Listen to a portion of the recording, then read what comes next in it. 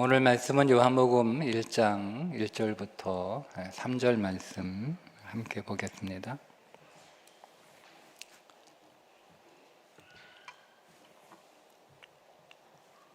함께 읽겠습니다. 태초에 말씀이 계시니라. 이 말씀이 하나님과 함께 계셨으니 이 말씀은 곧 하나님이시니라. 그가 태초에 하나님과 함께 계셨고 만물이 그로 말미암아 지은 바 되었으니 지은 것이 하나도 그가 없이는 된 것이 없느니라. 아멘. 어느 날 한 나그네가 길을 걷다가 백발이 성성한 노인이 땀을 뻘뻘 흘리면서 나무를 심는 것을 보았어요. 가까이 가서 보니까 캐럼나무를 심고 있는데 이 캐럼나무가 열매를 맺기까지 70년 정도 걸리는 나무입니다. 나그네가 교회를 갸우뚱거리면서 어르신, 이거 지금 심어서 열매 따르면 70년 걸리는데 지금 뭐하러 이거 심고 계세요? 그러니까 노인이 웃으면서 하시는 말씀이 나도 누군가 심어놓은 나무의 열매를 먹고 자랐습니다. 여러분, 우리가 말씀에 순종하지 못하는 이유는 당장 결과가 안 보이니까.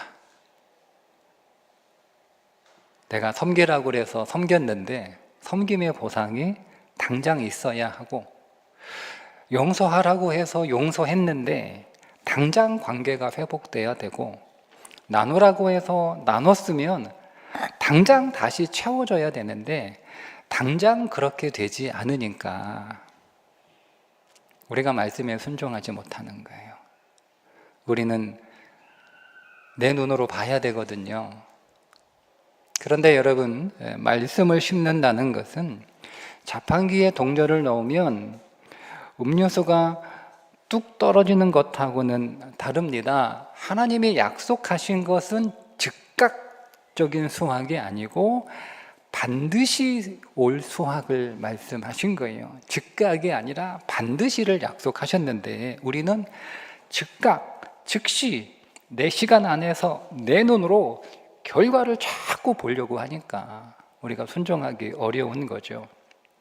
미국 남북전쟁 때 한 무명의 주일학교 교사가 있었습니다. 에드워드 킴볼이라고 하는 교회 학교 선생님이신데 이 선생님이 보스턴의 한 구두가게에서 일하는 청년에게 복음을 전했습니다. 별로 큰 기대가 없이 그저 하나님의 말씀을 전하라고 하니까 청년에게 복음을 전했어요. 그가 누구죠? 드와이트 L. 무디입니다. 훗날 이 무디는 19세기 가장 위대한 부흥사가 되어서 수백만 명에게 복음을 전하고 그들을 그리스도 앞으로 인도했던 사람입니다. 그런데 여기서 끝나지 않습니다. 무디가 영국으로 전도 여행을 가서 그 영국의 F.B. 마이어라고 하는 목사님이 목회하는 교회에서 설교 부탁을 받고 거기서 설교를 하게 되었는데 그 설교를 듣고 마이어가 큰 도전을 받아요. 그래서 무디처럼 나도 순회 전도자가 되어야겠다라고 결심하고 세계를 다니면서 복음을 전합니다. 그 F.B. 마이어의 설교를 들은 윌버 체프먼이 다시 거리에 나가서 복음을 전하다가 전도자 빌리 썬데이에게 영향을 주게 됩니다.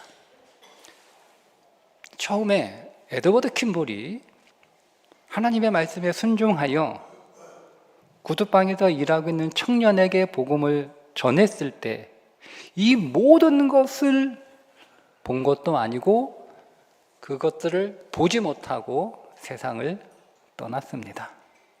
그런데 그가 심은 씨앗은 세대를 넘어 수천만 명의 영혼을 바꾸는 창조의 씨앗이 되었습니다. 그 반대의 경우도 있습니다. 우리는 얼마 전 에스라 10장까지 새벽기도 본문을 마쳤습니다.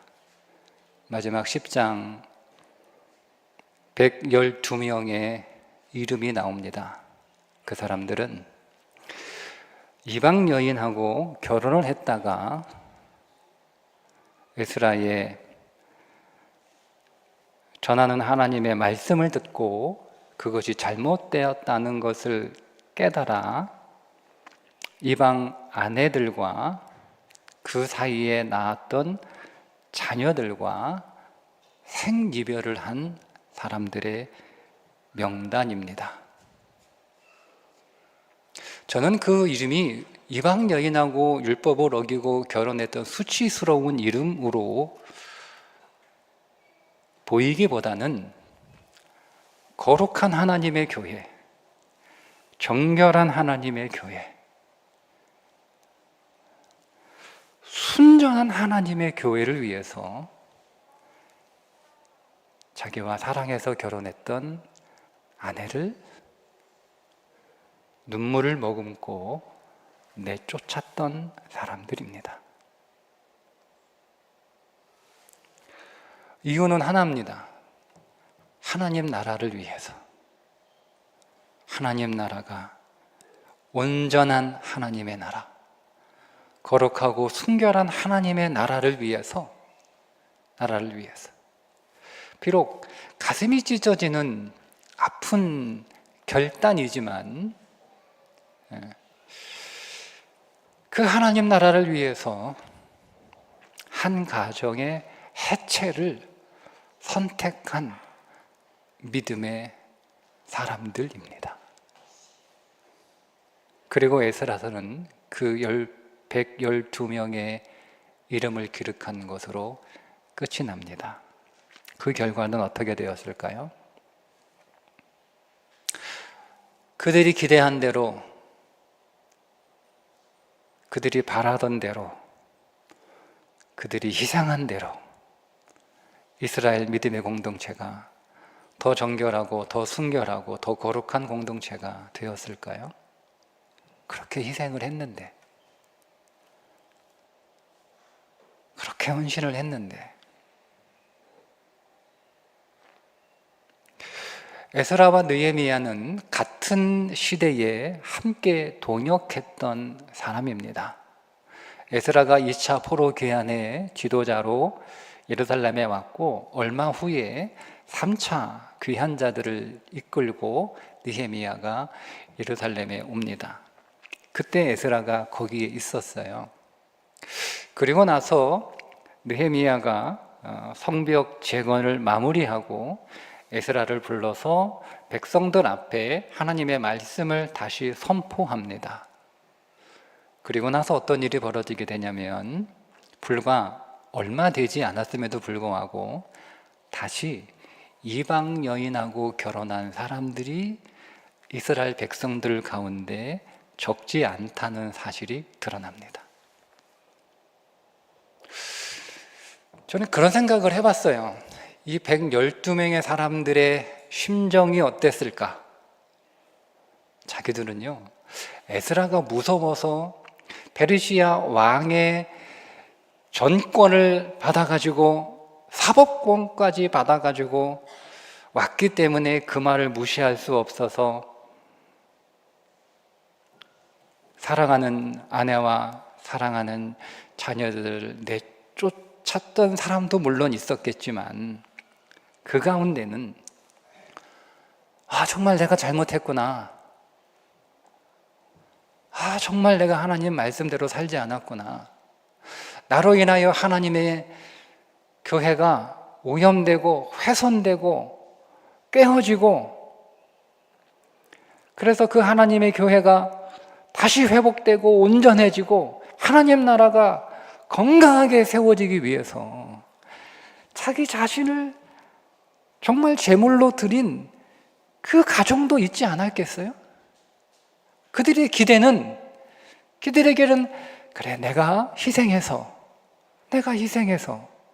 오늘 우리의 가족이 희생해서 여러분 이거는 도저히 상상할 수 없는 여러분 이걸 세상 사람들한테 가서 얘기를 해보세요. 누가 여러분 그걸 이해를 합니까? 누가 여러분 그거를 받아줍니까? 누가 그거를 잘했다고 누가 그거를 믿음이 좋다고 얘기를 해요? 그럼에도 불구하고 정말 온전한 하나님 나라를 위해서 그렇게 정말 결단하고 희생을 했는데 사실은요, 더 나빠진 거예요. 에스라 때는 사람들이 자발적으로 이방 아내들을 내쫓고 그 사이에서 낳은 자녀들을 내쫓았어요. 그런데 느헤미야 시대 때 와서는요, 느헤미야가 어떤 조치를 취하냐면 사람들이 너무 강팍해져 가지고 이방 여인하고 결혼한 사람들을 느헤미야가 꾸짖는 정도가 아니고요, 저주까지 합니다. 그러고도 안 통하니까 그 가운데 몇 사람을 데려다가 때리고 머리털을 다 뽑아버려요. 그러니까 사람들이 얼마나 더 강팍해진 거예요? 얼마나? 상황이 더 나빠진 거예요. 그 이전의 사람들은 정말 하나님 나라를 위해서, 하나님 나라가 정말 건강해지고 온전하게 세워지기 위해서 그 희생을 했는데 결과가 좋아야 되잖아요. 그래야 내가 희생한 보람이 있잖아요. 내가 내 아내를 보내고 내가 내 자녀를 보낸 보람이 그나마 있어야 될 거 아니에요. 뭐 때문에 그 희생을 했는데. 그런데 오히려 더 나빠졌어요. 사람들이 뭐라고 얘기했을까요? 봐라, 사랑하는 가족들하고 생리별 시켜놓고 변한 게 뭐냐? 아무것도 안 바뀌었잖아. 그대로잖아. 도대체 뭐 한 거야? 왜 한 거야? 분명히 말씀에 순종하여 그 말씀의 씨앗을 믿음으로 심었는데 열매를 맺지 못한 거예요.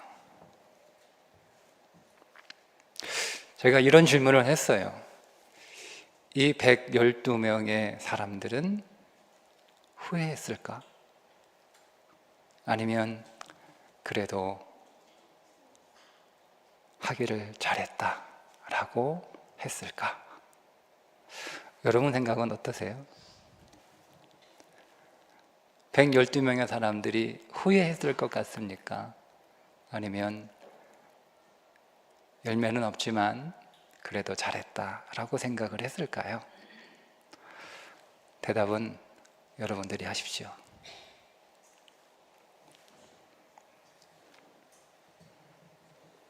그 대답이 여러분의 삶을 만들어낼 것이고 그 대답이 앞으로 여러분들이 걸어갈 길이 될 것입니다. 기도하겠습니다. 하나님, 말씀이 결국 우리의 삶을 만들어내는 줄 믿습니다. 이 단순한 진리, 이 어렵지 않은 이 간단한 진리 위에 오늘 우리의 인생은 잘 세워진 삶이 되게 해 주옵소서. 예수님의 이름으로 기도합니다. 아멘.